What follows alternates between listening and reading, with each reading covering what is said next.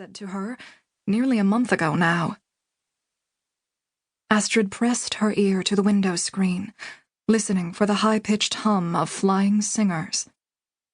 When she heard nothing, she carefully worked her fingernails into the frame and pulled the screen back.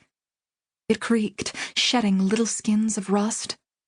Astrid braced the screen open and plucked an old coin from the collection on her nightstand.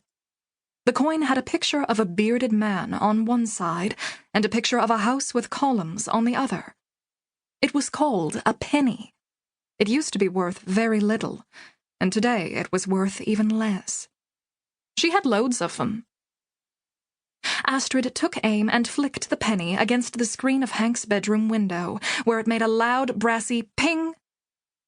Astrid waited. She thought she could hear Hank rustling in there, kicking at his sheets. She flicked a second penny, and this one struck the wooden frame of Hank's window, making a loud clack. Finally, Hank's groggy voice rang out from his bedroom. "Leave me alone, please," he called. "Hank, get up," Astrid said. "You're gonna wake Henry and Clara," he said.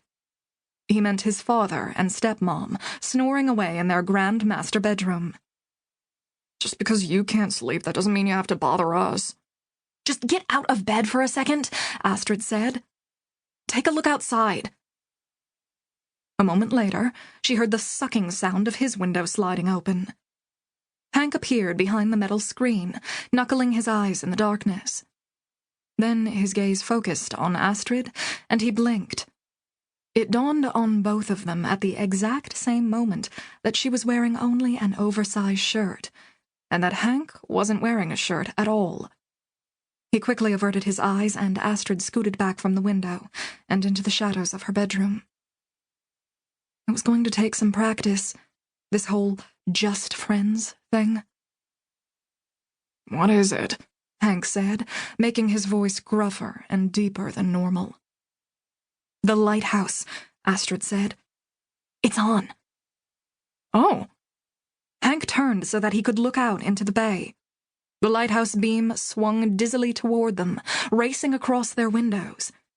The sight of it seemed, for an instant, to bring him a smile, but he blew it away with a big, bored yawn. "Yeah," he said, taking his eyes off of Puffin Island. "I could ask, who cares? But the answer to that is obvious. You do. You're the only one." "Come on," Astrid said. "You can't tell me you're not the slightest bit curious." She paused, giving Hank a chance to argue the point. He didn't. "I was thinking I'd go up to the wall," she went on. "Want to come?" "Why?" "To get a better look." Hank only shrugged.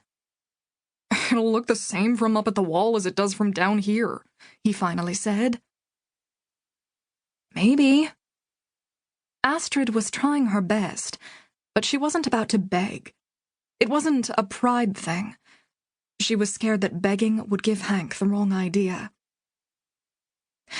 "I'm gonna go anyway," she said. "You can come if you want." With that, she closed the screen, carefully fitting it back into place. "I wish you'd be more careful with that," Hank said. "There aren't any singers out, I checked." "Just because you can't hear any doesn't mean they aren't there," Hank persisted. "Besides, if you keep bending that screen all over the place, you're gonna break it. All it takes is one crack." All it takes is one crack. Where Astrid and Hank were from, this was the informal town motto. Actually, it was more than that. In Goldsport, it was something akin to a single-sentence religion.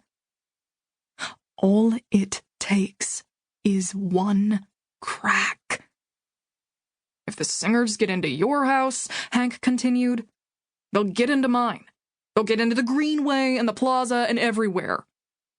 "You're right," Astrid said. "Sorry, next time I'll just message you." "Ha-ha," Hank said. Astrid slid the glass back down and drew the curtain. She was disappointed, both with Hank for being such a slug and with herself.